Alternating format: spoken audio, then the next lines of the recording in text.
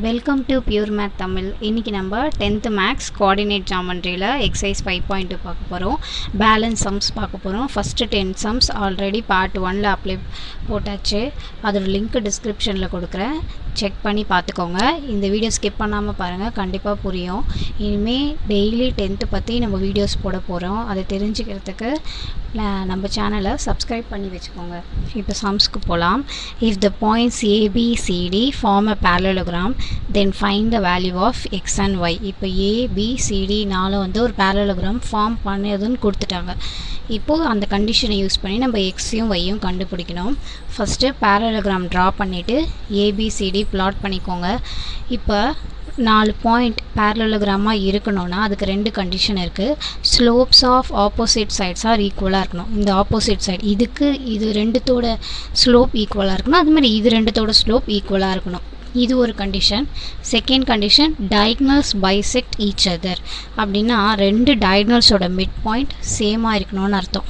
இந்த 2 டயக்னல்ஸும் இப்போ நம்ம இந்த 2 கண்டிஷனில் எது வேணால் யூஸ் பண்ணி கண்டுபிடிக்கலாம். நம்ம இப்போ செகண்ட் கண்டிஷன் யூஸ் பண்ணி தான் கண்டுபிடிக்க போகிறோம். அதாவது ஏசிக்கும் பிடிக்கும் மிட் பாயிண்ட் கண்டுபிடிச்சி அதுலேருந்து எக்ஸ்ஒய் கண்டுபிடிக்கலாம். இப்போ கண்டிஷனை எழுதிடுங்க. Mid point of AC is equal to mid point of BC. இப்போ ஏபிசிடியோட 4 பாயிண்ட்டும் எழுதிட்டேன், மிட் பாயிண்ட் ஃபார்முலாவும் எழுதிட்டோம். இப்போ ஃபஸ்ட்டு ஏசிக்கு கண்டுபிடிக்கலாம். ஏசிக்கு இது ஏ, இது சி. ஃபஸ்ட்டு x1 + x2, அப்போ 2 + 1. ஃபஸ்ட்டில் பாயிண்டில் என்ன இருக்கணும்னா 2 + 1 / 2, y1 + y2, 2 + -3, 2 + -3 / 2. அப்போ இது என்ன வரும்னா 2 + 1 3/2, 2 + -3 வந்து -1/2. இது வந்து ஏசியோட பாயிண்ட். இப்போ பிடி கண்டுபிடிக்கணும். பி வந்து -2 + x, -2 + x / 2, y1 + y2னா -3 + y, -3 + y / 2 is equal to. இப்போ ஏசியும் பிடியும் கண்டுபிடிச்சிட்டோம். இதை எழுதிட்டு ஏசிக்கு பிடியும் ஈக்குவலாக இருக்கும் நம்மளுக்கு தெரியும். அதனால் இது இதுக்கு ஈக்குவலாக இருக்கும், இது இதுக்கு ஈக்குவலாக இருக்கும். அது ரெண்டுத்தையும் தனித்தனியாக எழுதிக்கலாம். ஃபஸ்ட்டு இது கூட இதுவும், இந்த y - 3/2 கூட -1/2வும் எழுதிட்டோம். இப்போ 2ம் 2ம் கேன்சல் ஆகிடும். இந்த சைடும் 2ம் 2ம் கேன்சல் ஆகிடும். இங்கே -2 + x = 3 இருக்கும். இங்கே y - 3 = -1 இருக்கும். அப்போ x = -2 இந்த சைடு வந்துடுச்சுன்னா +2, y = -3 இந்த சைடு வந்துடுச்சுன்னா +3. அப்போ x = 5, y = 2.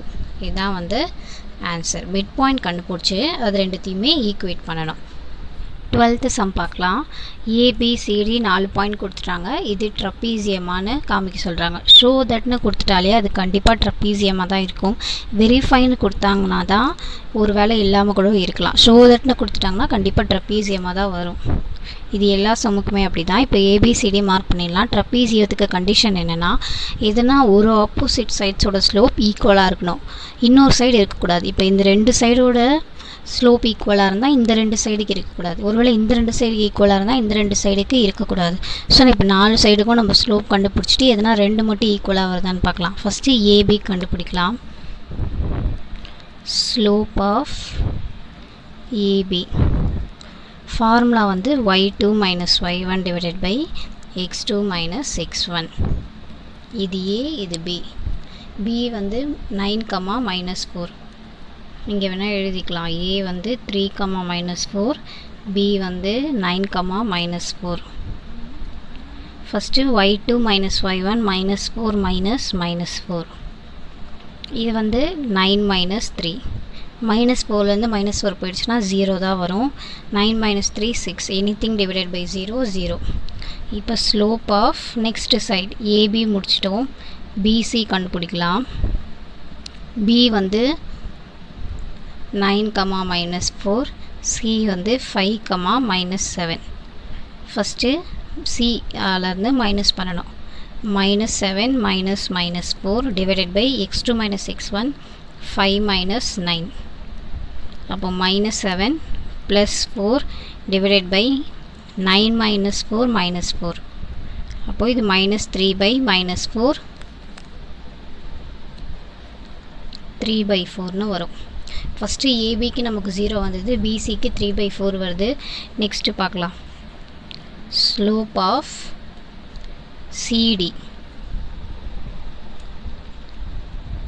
சியோடது வந்து 5, -7 பாயிண்ட்டு, டியோட பாயிண்ட் வந்து 7, -7. இப்போ y2 மைனஸ் y1, அப்போ -7 -7ன்னு எழுதணும். டிவைடட் பை 7 - 5, இது 0/2. அப்போ anything divided by 0 0. Slope of DA, டியோட பாயிண்ட் 7, -7, ஏவோட பாயிண்ட் 3, -4. இப்போ ஃபஸ்ட்டு -4 -7, 3 - 7, அப்போ -4 + 7 டிவைடட் பை -4, 3/-4ன்னு வரும். இப்போ பாருங்கள், ஃபஸ்ட்டு நமக்கு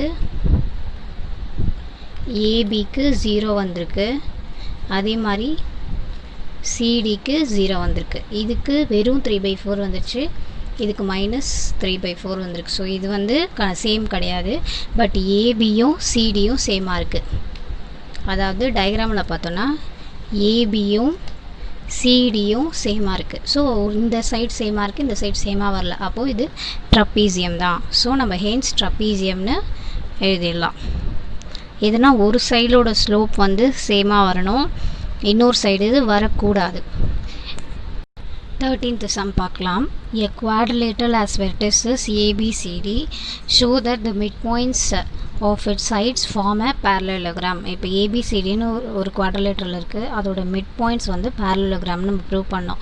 அப்போது அந்த parallelogramக்கு ஃபஸ்ட்டு 4 பாயிண்ட்டை கண்டுபிடிக்கணும். அதுக்கு இந்த 4த்துக்கும் மிட் பாயிண்ட் கண்டுபிடிக்கணும். ஃபஸ்ட்டு ஏபி மிட் பாயிண்ட் கண்டுபிடிக்கலாம். மிட் பாயிண்ட்டோட formula x1 + x2 divided by 2,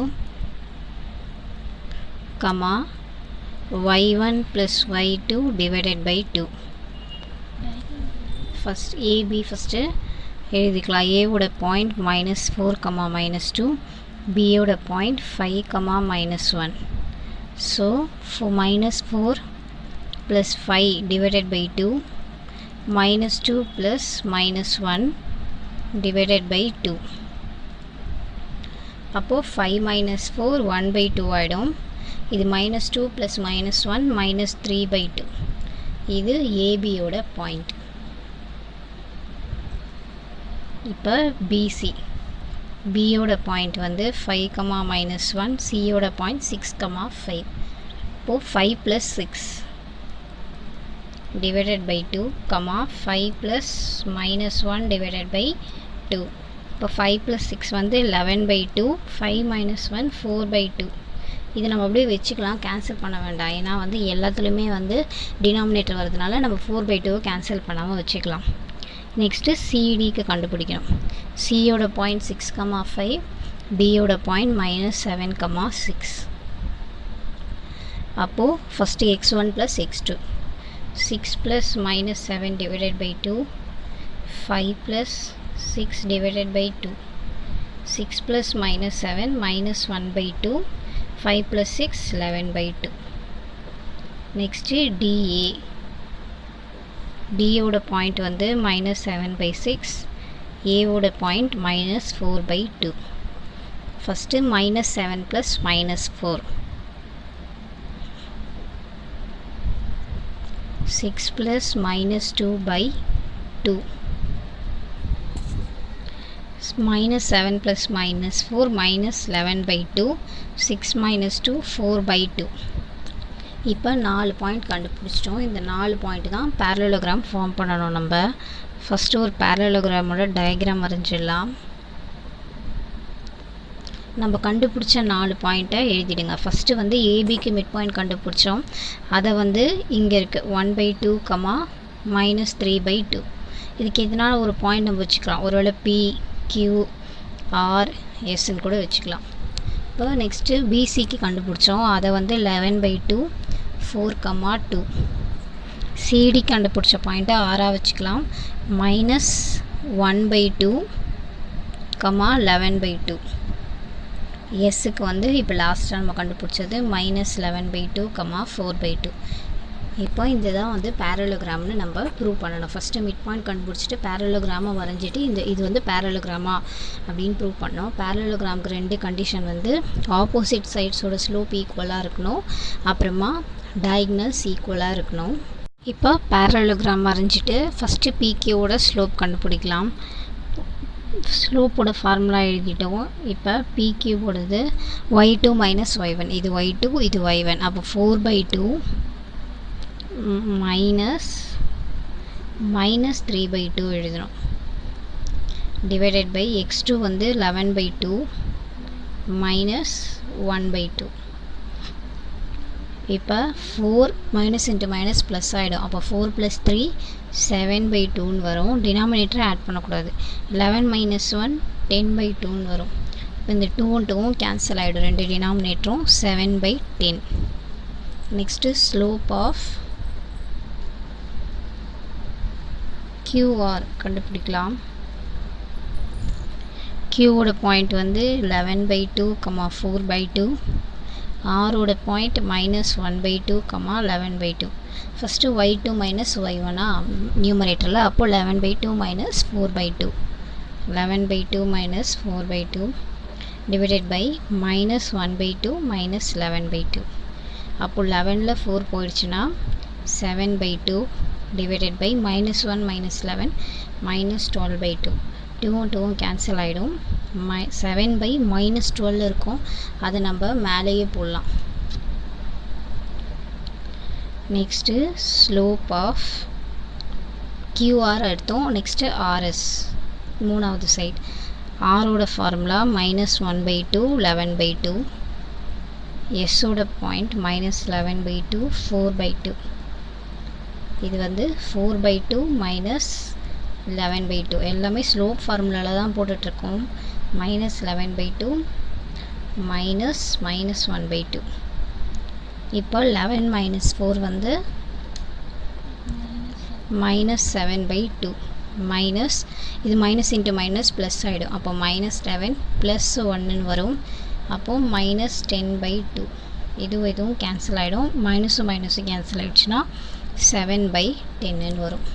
next slope of SP.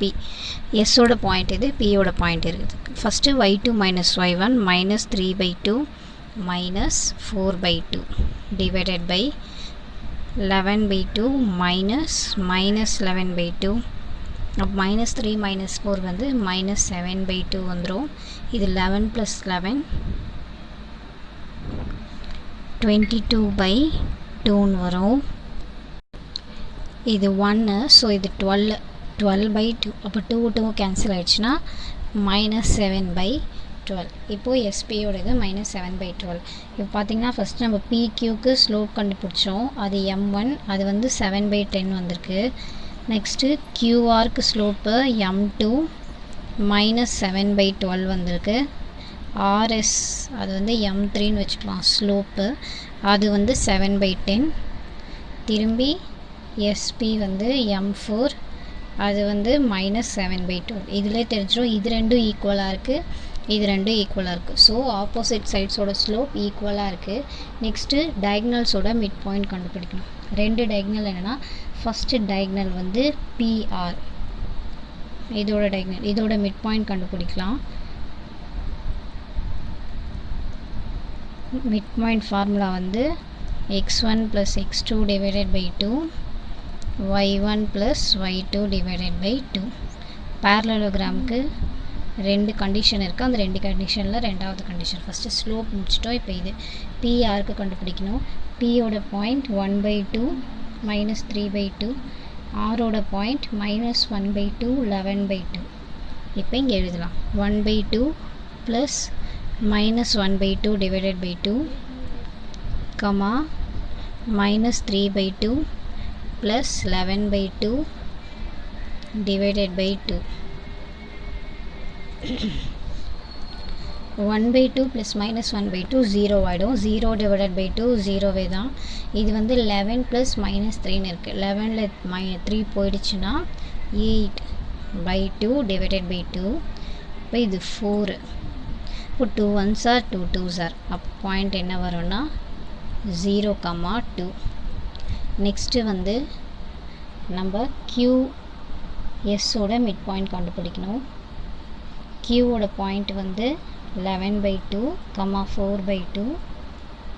Rஓட Sஓட mid point, Sஓட point வந்து -11/2, 4/2. இப்போ ஃபஸ்ட்டு x11/2 ப்ளஸ் இதுலேயே வருது பாருங்கள் 11/2 ப்ளஸ் -11/2. அப்போ இது 0 ஆகிடும். Next point 4/2 plus 4/2 divided by 2. இது வந்து 11/2 ப்ளஸ் -11/2 0 தான். Anything divided by 0 0. இது 4 ப்ளஸ் 4 8ன்னு வரும். 8/2 டிவைடட் பை 2ன்னு இருக்கும். இது 4 1s are 2 2s are 2. அப்போது நம்மளுக்கு கடைசி என்ன வருதுன்னா 0, 4 0, 2. இதுவும் சேமாக இருக்குது. அப்போது மிட் பாயிண்ட்ஸும் டயக்னலோட மிட் பாயிண்ட்ஸும் சேமாக இருக்குது. ஹென்ஸ் இது வந்து பேரலோகிராம் அப்படின்னு கம்ப்ளீட் பண்ணிடணும். 14th சம் பார்க்கலாம். PQRS is a rhombus. PQRS வந்து ஒரு ரோம்பஸ் கொடுத்துட்டாங்க. அதோட டயக்னல்ஸ் வந்து PR அண்ட் QS. அதோட ரெண்டு டயக்னல் வந்து PR QS. இங்கே நான் வரைஞ்சி வச்சுருக்கேன் பாருங்கள். இது PQRS ஒரு ரோம்பஸ். இப்போ வந்து PR ஒரு டயக்னல், QS ஒரு டயக்னல். இப்போ QS ஈக்குவல் டு 2PRன்னு கொடுத்துருக்காங்க. நம்மளுக்கு ஒரு ஹிண்ட் என்ன கொடுத்துருக்காங்கன்னா இந்த QSோட டிஸ்டன்ஸ் 2 டைம்ஸ் இந்த PRஆக இருக்கும். இப்போ coordinate of S and MR, Sஓட பாயிண்ட்டும் Mஓட பாயிண்ட்டும் கொடுத்துட்டாங்க. இப்போ நம்ம Pயோட இது கண்டுபிடிக்கணும். இப்போ சம்முக்கு போகலாம். ஃபஸ்ட்டு ரோம்பஸ் வரைஞ்சி எல்லாமே மார்க் பண்ணியாச்சு. இங்கே பாருங்கள், இது ஒரு லைன் மாதிரி எடுத்துட்டோன்னா S கொடுத்துட்டாங்க. இந்த பாயிண்ட் தெரியல, அதோட மிட் பாயிண்ட் தெரியும். ஸோ மிட் பாயிண்ட் ஃபார்முலா வச்சு இப்போ நம்ம ஃபஸ்ட்டு இந்த Qவை கண்டுபிடிக்க போகிறோம்.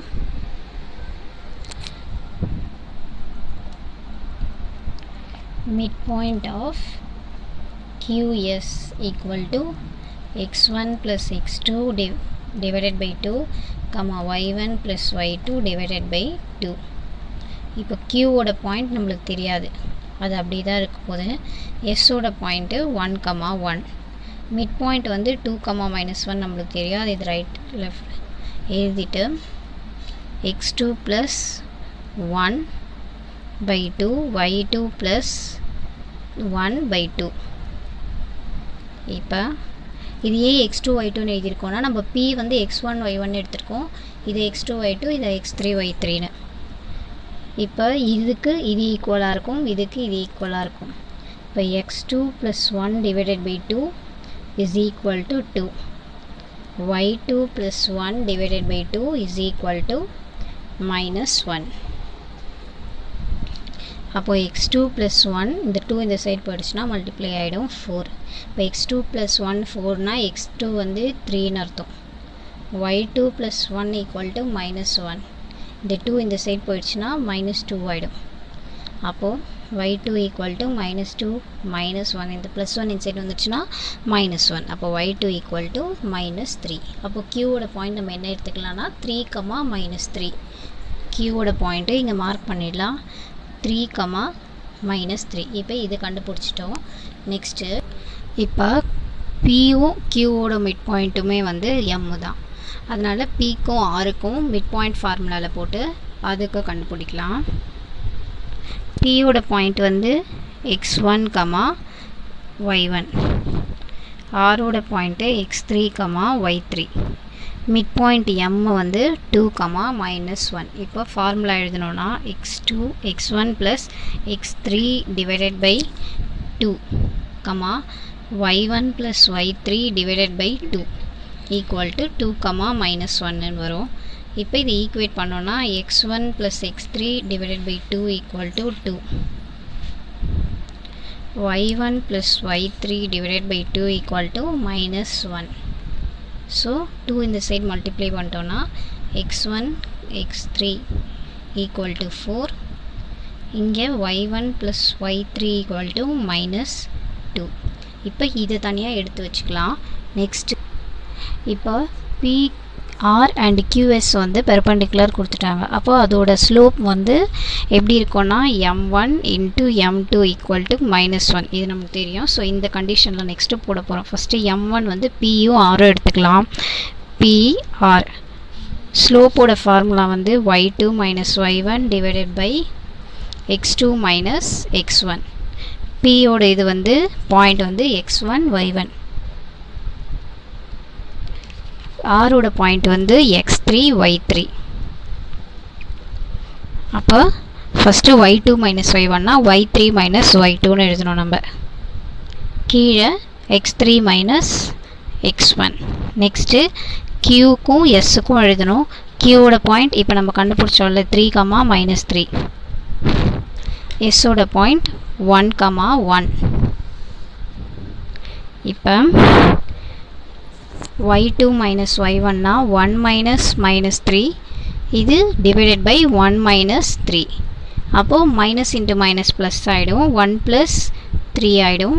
இது -2 ஆகிடும். அப்போது 4 பை -2. இப்போ இந்த ஃபார்முலாவில் போடலாம். m1 into m2 equal to -1ல. ஸோ இதை இங்கே எழுதிடலாம். First y3 minus y2 divided by x3 minus x1 into 4 by -2 equal to -1. அப்போ y3 by y2 divided by x3 minus x1. இது 1 சார், இது 2 சார். into -2 equal to -1. அப்போ y3 minus y2 divided by x3 minus x1 equal to 2. இந்த side வந்துச்சுன்னா divide ஆகிடும். 2 minus cancel ஆகிடும். இப்போ இது மல்டிப்ளை பண்ணிடலாம். y3 minus y1 equal to இது இந்த சைடு போயிடுச்சுன்னா x3 minus x1. 2 இந்த சைடு எடுத்துகிட்டு வந்துடலாம். இப்போ நெக்ஸ்ட்டு கண்டிஷன் நம்மளுக்கு என்ன கொடுத்துருக்காங்கன்னா QS ஈக்குவல் டு 2PRன்னு கொடுத்தாங்க ஒரு கண்டிஷன். இப்போ இந்த கண்டிஷனை தான் பார்க்க போகிறோம். ஃபஸ்ட்டு QSனால் நம்ம ஆல்ரெடி பார்த்துருக்கோம் டிஸ்டன்ஸ். இப்படி போட்டாங்கன்னா அந்த 2 பாயிண்ட்டுக்கு உள்ள டிஸ்டன்ஸ் கண்டுபிடிக்கணும். டிஸ்டன்ஸ் ஃபார்முலா வந்து y2 minus y1 the whole square plus x2 minus x1 the whole square root எடுக்கணும். இப்போ Qவோட பாயிண்ட் வந்து 3, -3. எஸ்ஸோட பாயிண்ட் 1, 1. இப்போ ஃபஸ்ட்டு y2 மைனஸ் y1னா 1 minus -3 the whole square plus x2னா 1 மைனஸ் 3 the whole square. அப்போ போட்டோன்னா 1 ப்ளஸ் 3 4 ஸ்கொயர் வந்து 16. 1 மைனஸ் 3 2 ஸ்கொயர் வந்து 4. மைனஸ் நம்ம கனெக்ட் பண்ண வேணாம், ஏன்னா ஸ்கொயர் இருக்கிறதுனால. இப்போ 16 ப்ளஸ் 4 √20 வந்துடும்.